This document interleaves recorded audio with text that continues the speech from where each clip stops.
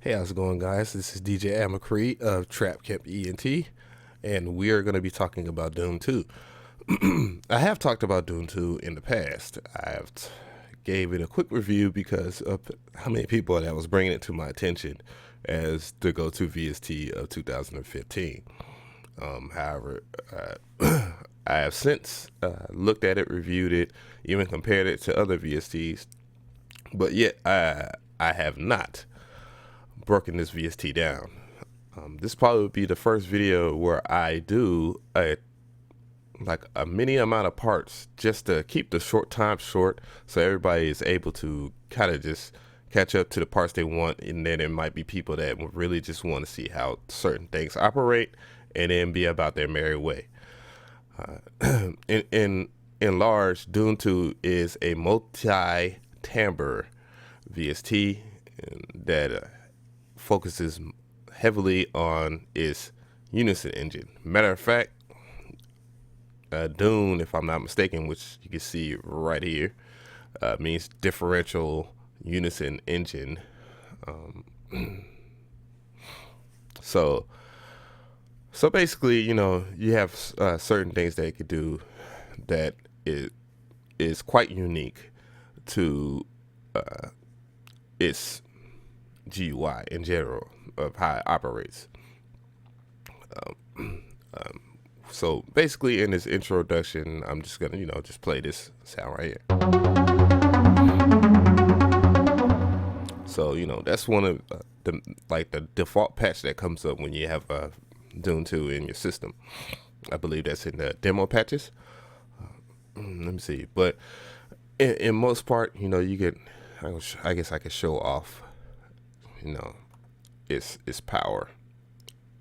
And then, and then I'll let y'all onto the merry way. So you can add many voices. So we have a sawtooth right here, half a saw. And, regular saws usually just sound like this. You add more voices. So, go to another one, add another amount of voices, drop the semitone down to -12, raise the oscillator voices, the volume, and then you have noises.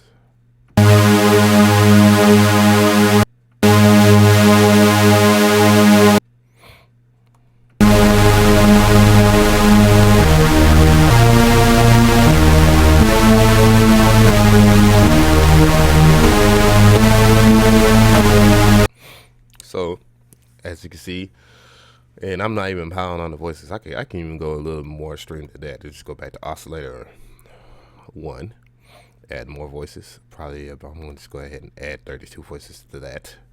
And then I'm going to add 32 voices to this.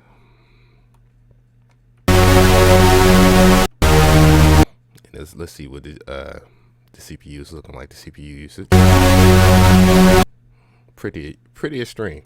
Let me turn down the volume. I know everybody. And we can go even further to that. And we're going to go ahead and spread the voices. And then spread the voices in this one. Now let's give it some different character, add some detune. And then just squeeze the detune in this one. So just off top, you can see that that is a Unison voice monster. So you get up to 32 each oscillator, and it has 3 oscillators.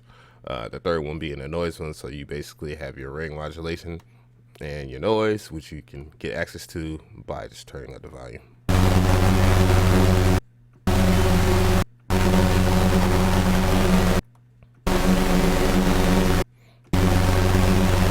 Then noise, which in large is just noise, and turn it down.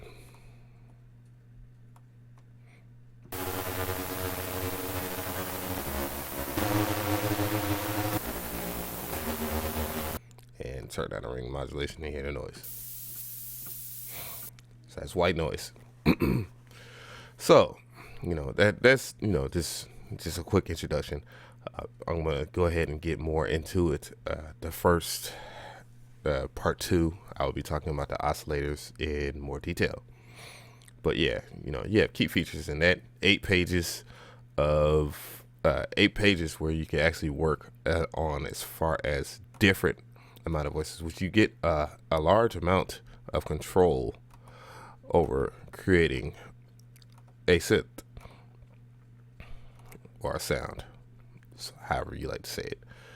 And the only difference the only things that you haven't, because I've been working on a sound pack for this in general. That's why I'm doing this right now, because I'm pretty sure there's a lot more people out there that don't want to pay for the information, that's why I did it, because it's most needed. It was most needed. So the only thing you don't have control is like the master volume. Unison voices do not change per page. And your filter and your amplitude, your filter envelope and amplitude envelope change. I believe this changes. So I'm on page 1. I'm gonna go to page 2. Yes. So this filter area is actually unique to this. So everything on this side, everything on that side, the glide, and then you can assign your effects. Your effects in general are not per page. So, we're not gonna get into that. So yeah, the effects are not different per page. So I'm just going ahead and turn on reverb on this page, and then see if I went to page 3 and it is not changing, just the filters. And then you have these right here, which are envelopes that you get to work with. And then you have LFOs, which are not unique per page as well. They are universal, and so are the arpeggiators as well. You can only assign whatever you do in this area right here, which is the engine itself. So that's basically it for the actual introduction. I just wanted to let people know about the general features and how it works.